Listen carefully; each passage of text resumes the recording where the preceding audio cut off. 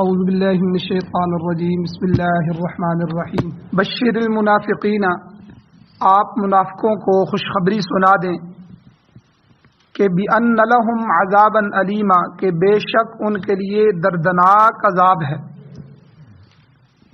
منافق کون لوگ ہیں؟ الذین، وہ لوگ یتخذون الکافرین اولیاء، جو کافروں کو اپنا دوست بناتے ہیں، من دون المؤمنین، ایمان والوں کو چھوڑ کے، ایمان والوں کے سوا کافروں سے دوستیاں لگاتے ہیں۔ ایبتغون، کیا وہ تلاش کرتے ہیں، عندہم العزہ، ان کافروں کے پاس عزت۔ فإن العزة للہ جمیعا، پس بے شک عزت تو اللہ ہی کے لیے ہے، سب کی سب۔ وقد نزل علیکم، اور تحقیق اتارا ہے اس اللہ نے تم پر کتاب کو، فی الکتابی، کتاب میں یہ حکم اللہ نے تمہارے اوپر اتارا ہے، ان اذا سمعتم، جب تم سنو کسی کو، کہ آیات اللہ، کہ اللہ کی آیتوں کے ساتھ، یکفر بہا، کہ وہ ان کے ساتھ کفر کر رہا ہے، کوئی ایسی مجلس کہ جہاں وہ اللہ کی آیتوں کے ساتھ کفر کر رہے ہوں، وَيُسْتَهْزَأُ بِهَا، یا ان آیات کا مذاق اڑا رہے ہوں، فَلَا تَقْعُدُوا مَعَهُمْ، پس نہ بیٹھو تم ان کے ساتھ، حَتَّى يَخُوضُوا فِي حَدِيثٍ غَيْرِهِ، یہاں تک کہ وہ شروع ہو جائیں اس کے علاوہ کسی اور گفتگو میں، یعنی جب تک وہ کسی دوسری بات میں مشغول نہ ہو جائیں تب تک تمہارے لیے ایسی مجلس میں بیٹھنے کی اجازت نہیں ہے۔ کیا ہوگا کہ انکم اذا مثلہم، اگر تم ان مجلسوں میں بیٹھو گے تو بے شک تم بھی انہی کی طرح ہو جاؤ۔ ان اللہ جامع المنافقین، بے شک اللہ تعالی منافقوں کو، والکافرین، اور کافروں کو، دونوں کو جمع کرے گا، فی جہنم جمیعا، جہنم میں اکٹھا، ان دونوں کو اللہ جہنم میں اکٹھا جمع کرے گا۔ الذین یتربصون بکم، وہ جو انتظار کرتے ہیں تمہارے بارے میں، فإن کان لکم فتح من اللہ، پس اگر تمہارے لیے فتح ہو جائے اللہ کی طرف سے، تو قالو، تمہارے پاس آ جاتے ہیں اور کہتے ہیں، الم نکم معکم، کیا ہم تمہارے ساتھ نہیں تھے، ہمیں بھی مال غنیمت دو، ہم بھی اس فتح میں شریک ہوئے ہیں، ہم بھی مسلمان ہیں۔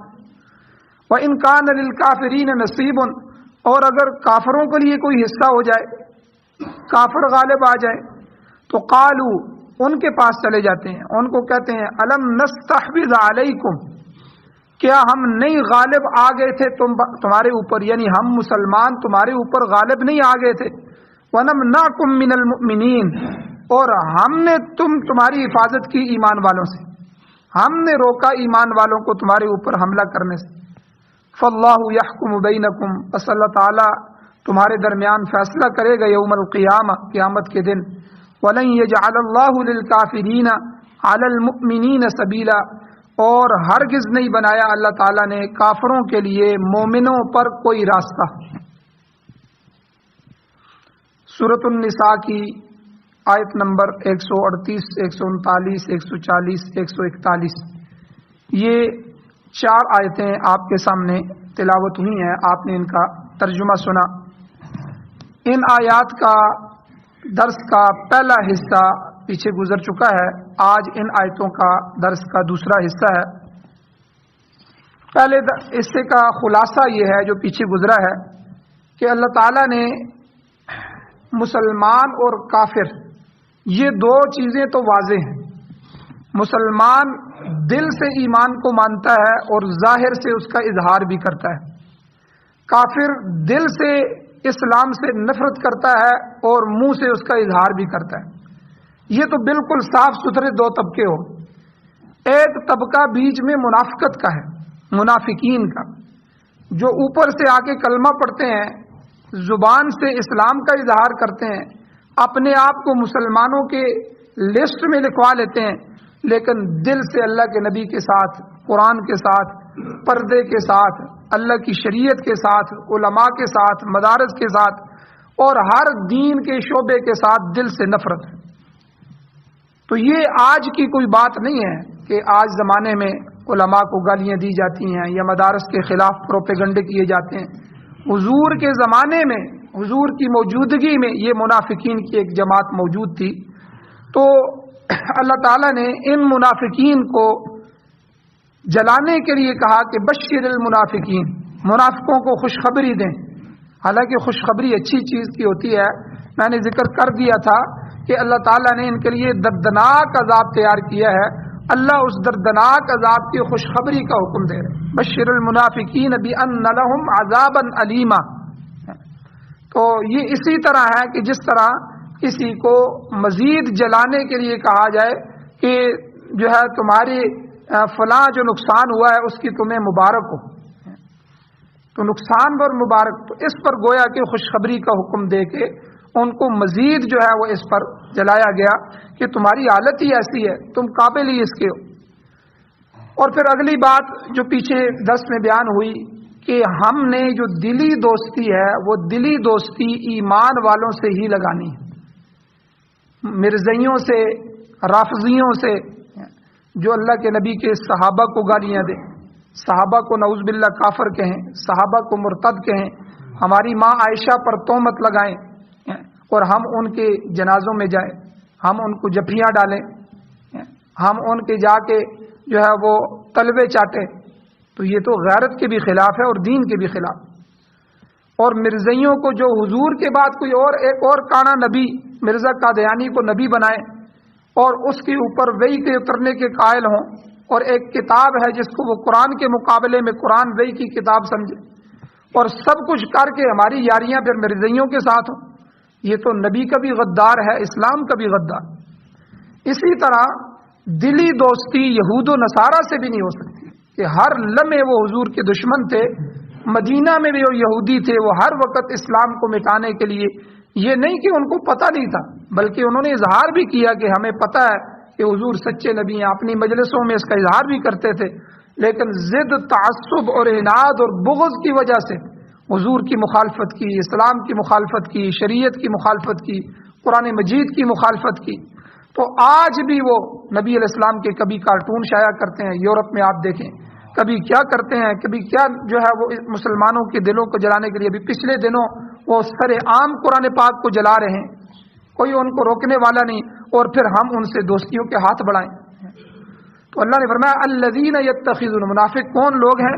وہ جو بناتے ہیں الذین یتخذون الکافرین اولیاء من دون المؤمنین، جو کافروں کو دوست بناتے ہیں اور ایمان والوں کو دوست نہیں بناتے۔ بھئی طالبان کو کیوں نہیں دوست بناتے؟ ابھی تک تم نے ان کو تسلیم بھی نہیں کیا، دنیا کے ڈر کی وجہ سے، یورپ کے ڈر کی وجہ سے، یہود و نصارہ کے ڈر کی وجہ سے، حالانکہ تمہیں پتہ ہے کہ وہ قرآن و سنت کی حکومت کو قائم کر چکے ہیں، وہ قرآن و سنت کو لے کے آئے ہیں، قرآن و سنت کے لیے تو ہی انہوں نے اتنی قربانیاں دی۔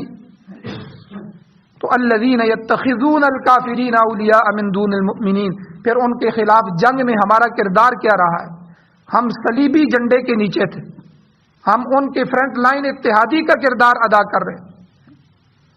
تو اس لیے دنیا کی تاریخ لکھی جا رہی، اور کل قیامت کے دن ہر بندے سے پوچھا جائے گا کہ تمہارا رخ کیا تھا، تمہارا کردار کیا تھا۔ تو اللہ تعالیٰ نے فرمایا کہ یہ منافق حضور کے زمانے میں بھی یہی کرتے تھے۔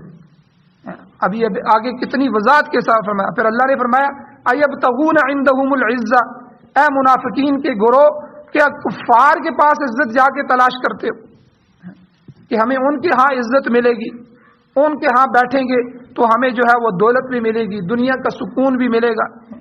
فإن العزة للہ جمیعا، عزت ساری کی ساری اللہ کے لیے، جو اللہ والا ہے اللہ اس کو عزت عطا فرماتے ہیں، جو اللہ کا ہو گیا اللہ اس کے ہو گئے۔ اور اسی طرح قرآن مجید میں اللہ تعالیٰ نے فرمایا وَتُعِزُّ مَن تَشَاءُ وَتُذِلُّ مَن تَشَاءُ، خود بندے کی زبان سے اللہ کہلواتے ہیں کہ جسے چاہے وہ اللہ عزت دیتا ہے، جسے چاہے وہ اللہ ذلیل و خوار کر دیتا ہے۔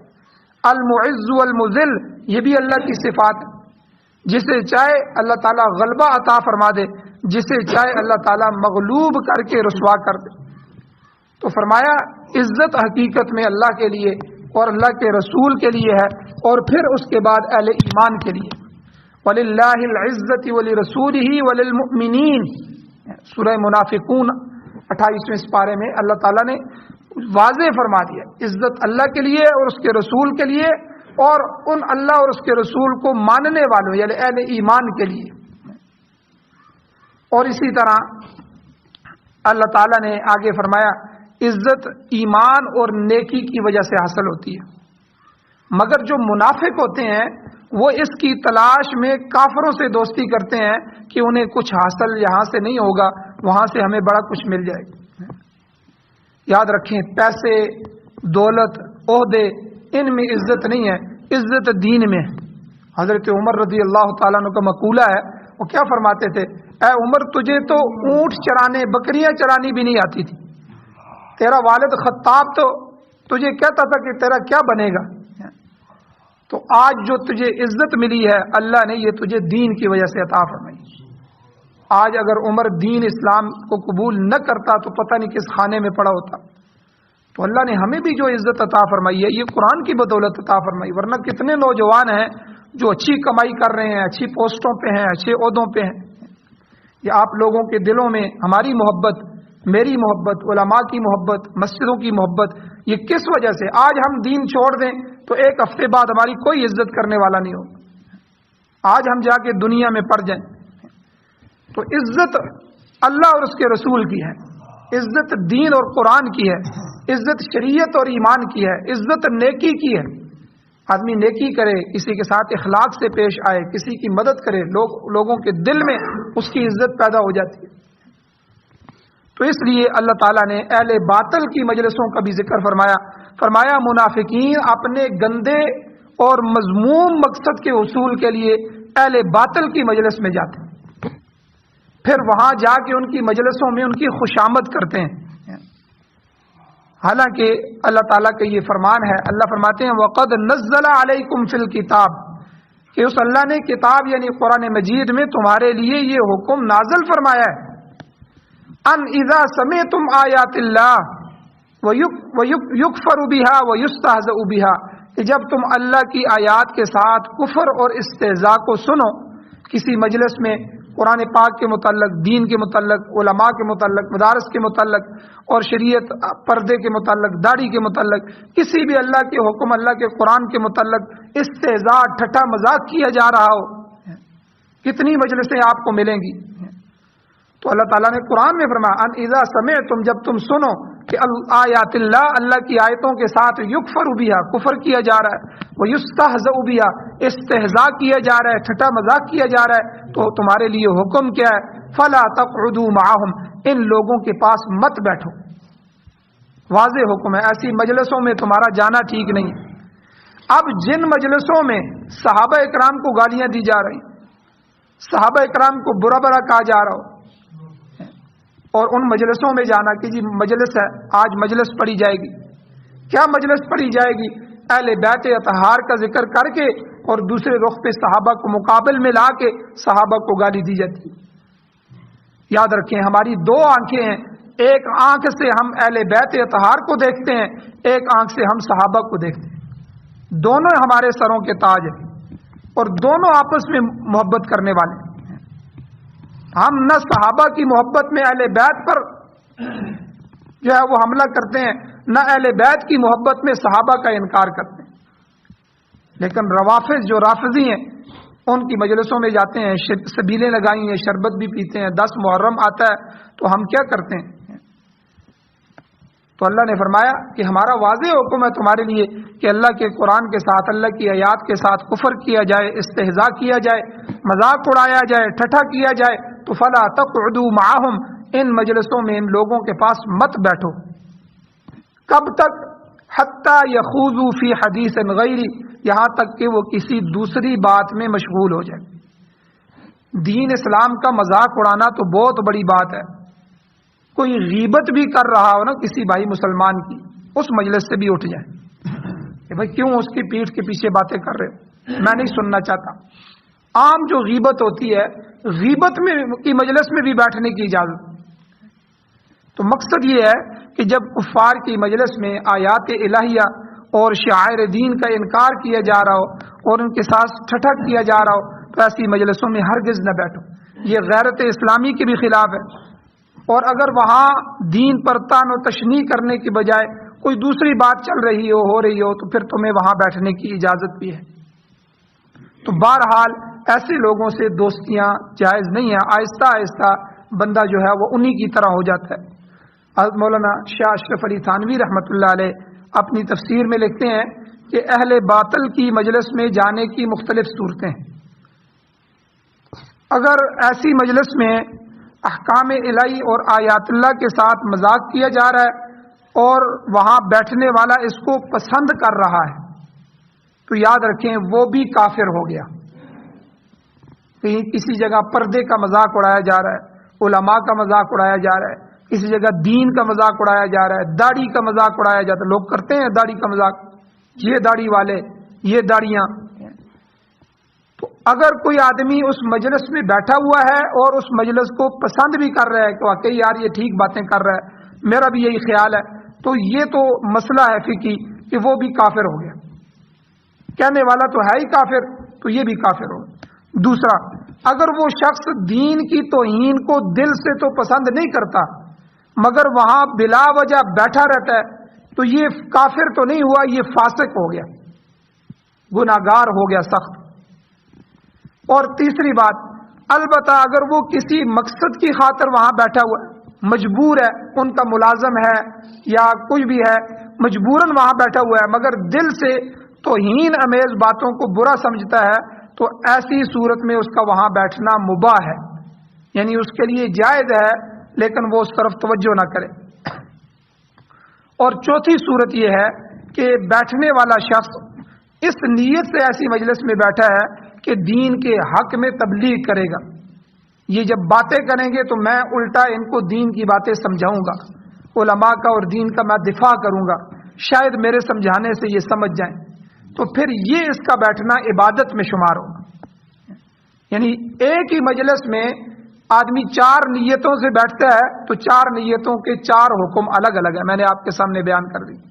اگر اس مجلس میں بیٹھتا ہے اور جہاں آیات الہیہ کا، شعائر دین کا اور احکام الہیہ کا انکار ہو رہا ہے، استہزاء ہو رہا ہے اور یہ اس بیٹھنے پہ خوش بھی ہے اور ان باتوں کو پسند بھی کر رہا ہے تو یہ بھی انہی کے ساتھ کافر ہو۔ اور اگر دل سے پسند نہیں کرتا، بلا وجہ بیٹھا رہتا ہے تو تب بھی فاسق فاجر تو ہو گیا، گناہگار ہو گیا۔ اور اگر کسی مقصد کی وجہ سے مجبور ہے وہاں بیٹھنے پہ تو پھر علماء کہتے ہیں کہ اس کے لیے مباح ہے لیکن وہ دل کو اس کی طرف متوجہ نہ کرے۔